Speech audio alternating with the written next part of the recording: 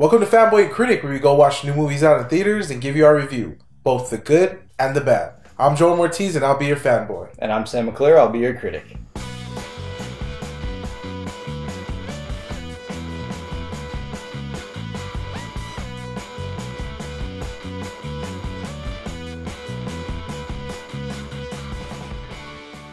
Alright guys, we've taken a long hiatus off because there haven't been too many movies that we wanted to go see since Justice League. Yeah. But we've been waiting for this movie for about 2 years. We got to go see The Last Jedi. You know what Star Wars is. We don't have to describe the plot to you. Yeah. But Mark Hamill, Carrie Fisher, Laura Dern, Daisy Ridley, John Boyega, Oscar Isaac, Adam Driver. Most importantly, it's directed by Rian Johnson. I don't know if you can tell by the big-ass smile on my face, but I really enjoyed this movie. Jay, go ahead and do the fanboy thing and tell the people at home why this movie was so good. I think Rian Johnson did a really great job putting all these characters together and actually giving them meaning. Not like the first one, there wasn't much meaning behind all these characters, but you actually felt for every single person. And I thought the CGI was awesome. Every scene, every explosion, every action scene just looked perfect. Oh man, I can't really pick at it too much. Everything he said is right. The characters were very complex this time instead of very stock, boring characters with no real importance attached to them. He did a great job with the characters. The story was fantastic, and it took every single possible thing that we expected to happen and turned it on its head. This was a new type of Star Wars that we deserved. I haven't felt this fantastically about Star Wars since The Empire Strikes Back. It was that good. I'm the critic, right? Yeah.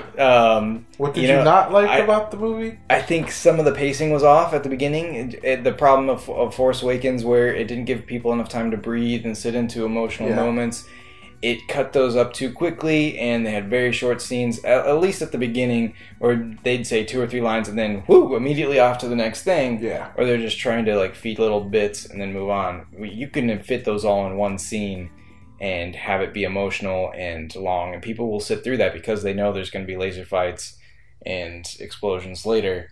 You can have those emotional moments, and there were quite a few. I felt more emotion in the first 3 minutes of this movie than I did all of Force Awakens and Rogue One. Just a little criticism. I think the dialogue was a little stiff in some parts, but also some other parts were really great. Everything written for Poe Dameron was perfect. Yeah. Some of the stuff written for Luke Skywalker, kind of boring. Yeah. But, you know, very minor things. Go ahead and convince the critics at home why they need to see this next one in the endless line of Star Wars movies that are sure to come. I'm sure you enjoy Force Awakens and you love Star Wars already. No, the critics didn't enjoy Force Awakens. Okay, That's why you need to convince them.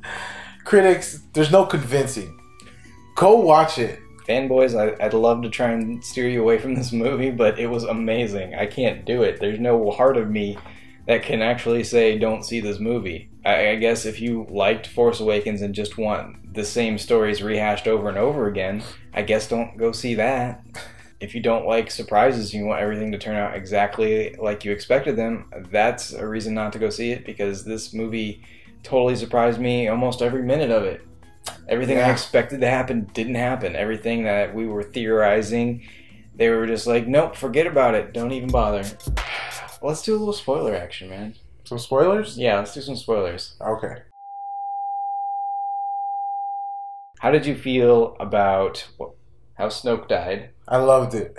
I loved it too. I had one little... They put in an insert shot that I thought totally detracted from the surprise of Snoke dying, but Kylo Ren kills Snoke, and it was a little bit of a shocker. Would have been more of a shocker if they didn't show us what was about to happen. A specific scene, yeah. They telegraphed it a little bit, but then Rey and Kylo Ren fought together on the same side. That was probably my favorite scene. That was crazy, unexpected. We find out who Rey's parents are, and guess what? It wasn't important. That was my favorite part. It's like, oh, we don't need some lineage thing. She's just a super good Force user, born of some nobodies. Yep. That was brilliant. They were just like, stop theorizing about it. It doesn't matter. Enjoy the story. Enjoy the characters. The theories are stupid. And if you really do think about it, so was Anakin and the whole Skywalker family. They never explained where he came from. He was born of the Force. Yeah, that's what I thought was going to come up. Yeah, I thought she may be born of the Force, but And even the new characters they added, like Rose and Laura Dern's character, I don't really remember her name, and Benicio del Toro's character, all very complex characters, and they added so much to the story. Yeah.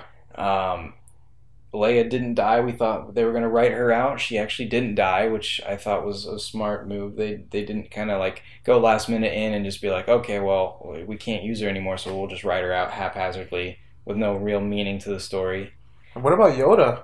Yoda coming back, it didn't seem very Yoda. He was kind of he was kind of a little off, but he came back and he was just like, Luke, you're holding on to all this Jedi bullshit, and he just like sets it on fire. And then Luke's like, what? You just destroyed the Jedi. He's like, dude, you're the Jedi. Like, you build the Jedi. Don't worry about old books and temples and stuff.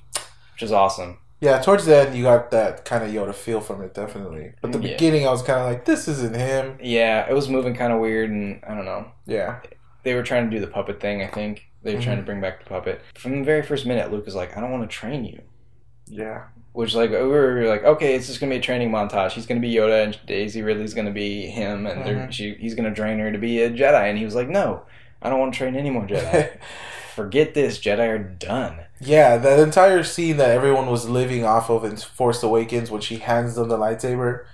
He just takes it, and he's just like... he just throws it away like it's nothing. This movie couldn't have been any more perfect. It was good. And it was funny in a way that I think Force Awakens was trying to be funny, and it didn't hit. It was just actually funny. You got to see different parts of the galaxy. You got to see a very interesting conflict that didn't have to do with the Death Star blowing up planets. It was basically a slow trudge through space where the First Order was going to catch most of the main body of the rebellion and take them out. There was just like a slow trudge, and they were running out of time, and they were trying to do whatever they could to beat, the inevitable. Yeah.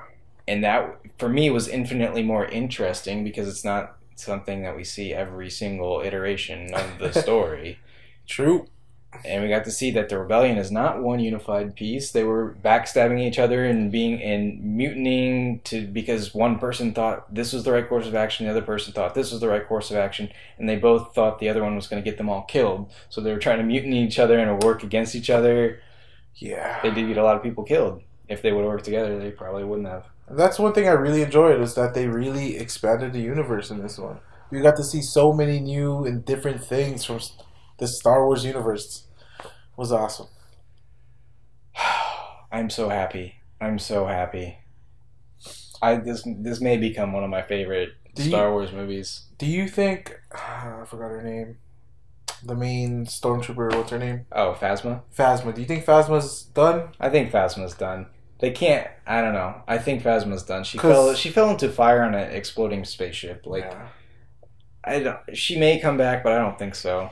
Because I thought she died in the first one. She was kind of weak as hell. Yeah, let's just do the ratings. Go ahead. I completely hated this movie. I completely love the movie. I mean, I don't know who wouldn't love this movie. Like I said, I think this might be one of the greatest Star Wars films. I have to agree. I love this movie completely, wholeheartedly. I can't stop smiling. I was so about this movie. I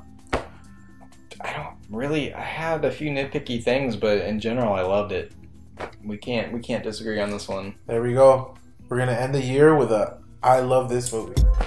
Boys and critics, thanks for watching. It's been one whole year. We started our first video on Rogue One last year. Really, we just wanted to thank every single one of you out there. It's been an amazing year for us, and we really appreciate everything you've done to support it. And we'll see you in our next review next year, sometime. Sometime next year. You don't even know which one it is. We won't know until next year. It's not going to be Jumanji.